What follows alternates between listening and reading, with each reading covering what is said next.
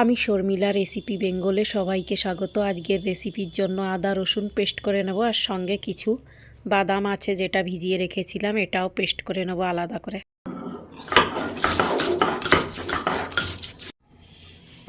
বাদাম পেস্ট করে নেব, আদা পেস্ট করে নিয়েছি, এখানে এই যে রেখে নিয়েছি।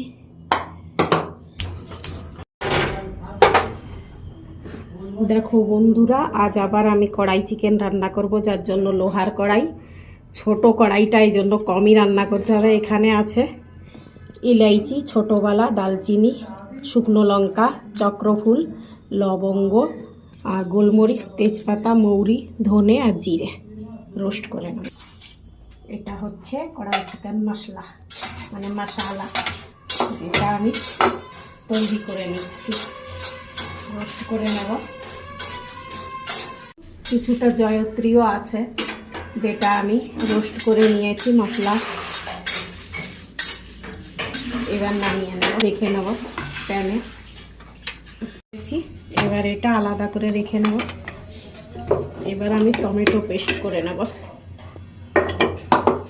এখানে কড়াই বসিয়ে নিয়েছি, দিয়ে নেব সাদা অয়েল, দিয়ে নেব জিরে,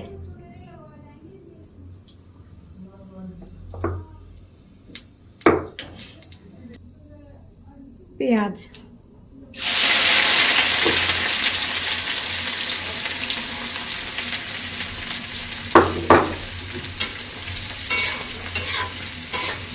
পেঁয়াজ ভেজে নেব। আদা আর রসুন একসঙ্গে পেস্ট করা অ্যাড করে নেব।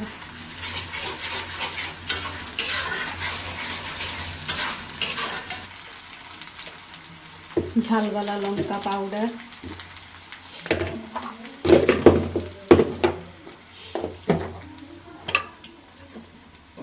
হলুদ,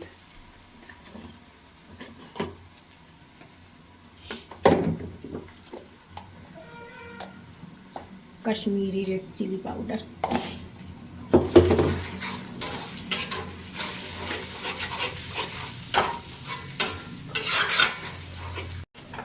টমেটো পেস্ট করা। তোমরা চাইলে কিন্তু দই অ্যাড করতে পারো, পর এখন না। লবণ,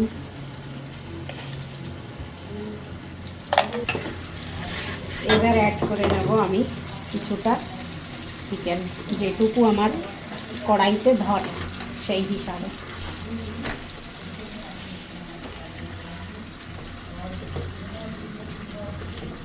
আমার কড়াইটা অনেক ছোট, এই জন্য আমি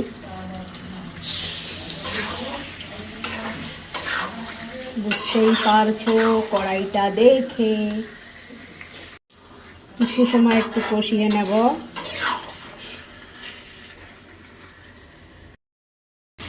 অ্যাড করে নেব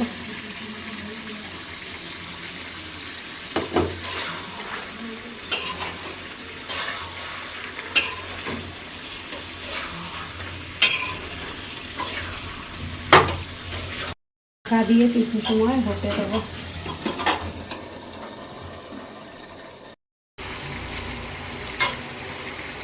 এখানে অ্যাড করে নেব এই যে বাদাম পেস্ট করে রাখা।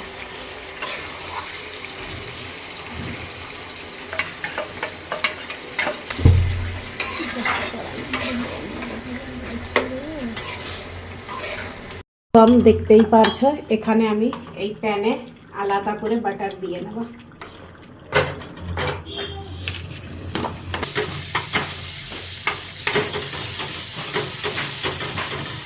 আজ আর শিমলা মির্চ,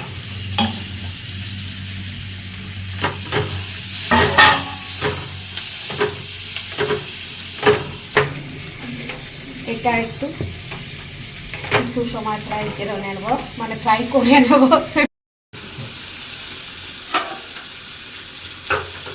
এবার আমি কড়াইতে দিয়ে নেব।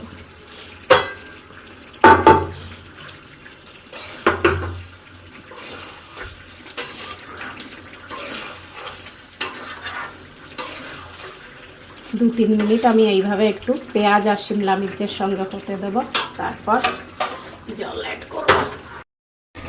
এবার আমি জল অ্যাড করে নেব।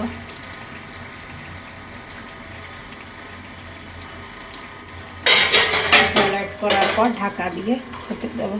দেখতেই পারছো আমার কড়াইটা কত বড়।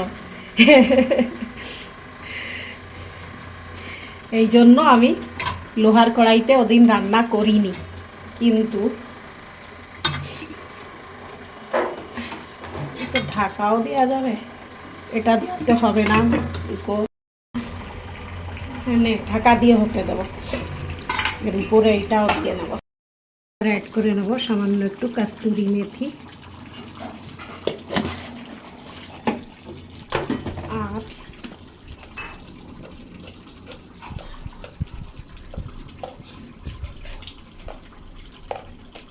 গরম মশলা পাউডার।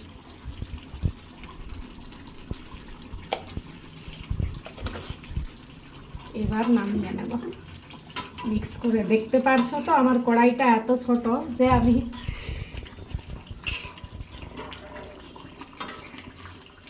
কেমন লাগলো রেসিপিটা। আজ কিন্তু পুরোটাই অন্যভাবে রান্নাটা করেছি। কেমন হয়েছে কমেন্ট করে বলো। যদি ভালো লাগে আমার রেসিপি লাইক কমেন্ট শেয়ার করতে ভুলো না।